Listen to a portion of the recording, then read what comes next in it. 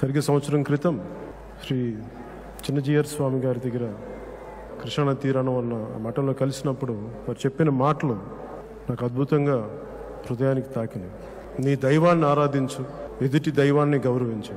అన్ని మతాలు ఉంటుందా లేదో నాకు తెలియదు, కానీ భారతదేశపు తాలూకు గొప్ప లక్షణమే మన మతాన్ని ఆరాధిస్తూనే ఎదుటి మతాలను గౌరవించడం అనేది ప్రత్యేక సంప్రదాయం, సంస్కృతి ఒక మన దేశంలోనే ఉంది. రామానుజాచార్యుల వారి విగ్రహ ఆవిష్కరణ నన్ను ఇక్కడ పిలవడం అదృష్టంగా భావిస్తూ ఉన్నాను. భారతదేశపు జీవన విధానం ఎందుకింత బలంగా నిలబడి ఉంది, ఇన్ని వేల సంవత్సరాలైనా సరే ఎందుకింత బలంగా ఉందనడానికి కారణం మన మతంలో తప్పొప్పులు ఉంటే ప్రశ్నించే హక్కు మనకుంది, నిలదీసే హక్కు ఉంది. కొన్ని వర్గాల వారికి అన్యాయం జరిగినప్పుడు వారి పక్షాన్ని నిలబడి కొన్ని గొంతులు వినిపిస్తాయి. ఇది మన ప్రత్యేకంగా భారతదేశపు సనాతన సాంప్రదాయం తాలూకు గొప్ప లక్షణం. రామానుజాచార్యుల వారిని జగత్ ఆచార్యులు అనబోయే ముందు నాకు ఆయన ఒక గొప్ప విప్లవ నాయకుడిగా కనిపిస్తారు.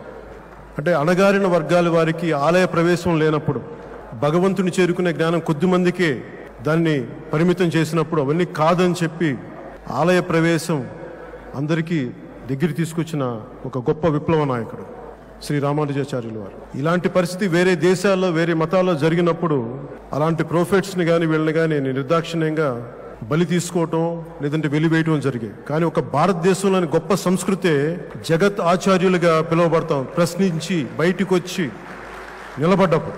అలాంటి ఆచార్యుల వారి గురించి ఎక్కడో పుస్తకాలు చదువుకునే వారికి తెలుసు, లేదంటే ముఖ్యంగా వైష్ణవ సాంప్రదాయంలో ఉండేవారికి ఒక గుండెల్లో పెట్టుకునే రామానుజాచార్యుల వారు ఈ రోజున భారతదేశం అంతా తెలిసేలాగా ఆ సమతకి సంకేతంగా నిదర్శనంగా ఈ సమతామూర్తిన శ్రీ రామానుజాచార్యుల వారిని ఇక్కడ నెలకొల్పడానికి మూలకారకులైన శ్రీ త్రిదండి చిన్నజీయర్ స్వామి వారి మహాసంకల్పం వల్ల ఇది జరిగింది. ఆయన లాంటి మహానుభావుని సంకల్పించకపోతే భావితరాలకు ఇవ్వగలిగేది డబ్బులు ఇవ్వలేము, జ్ఞానం ఒక్కటే భావితరాలను బతికిస్తుంది. మన చరిత్రలో మహానుభావులు ఎంతమంది వచ్చారో వారి చరిత్ర మనకు తెలిస్తేనే మనం ఏమి పాటించాలి, దేనికి నిలబడాలో తెలుస్తుంది. భాగ్యనగరానికి ఒక సరికొత్త గుర్తుగా, సరికొత్త చిహ్నంగా ఈ రామానుజాచార్యుల వారి తీర్థం మహాతీర్థంగా మారి ప్రతి ఒక్కరిని దేశం మొత్తం అందరినీ ఆకట్టుకుంటుంది. నాకు ఆహ్వానం ఇచ్చినందుకు ప్రత్యేకంగా శ్రీ త్రిదండి చిన్నజీయర్ స్వామి వారికి నా పాదాభివందన, కృతజ్ఞతలు. ప్రత్యేకంగా ప్రధానమంత్రి శ్రీ నరేంద్ర మోదీ గారి చేతుల మీదుగా విగ్రహావిష్కరణ జరపడం మనస్ఫూర్తిగా చాలా ఆనందం.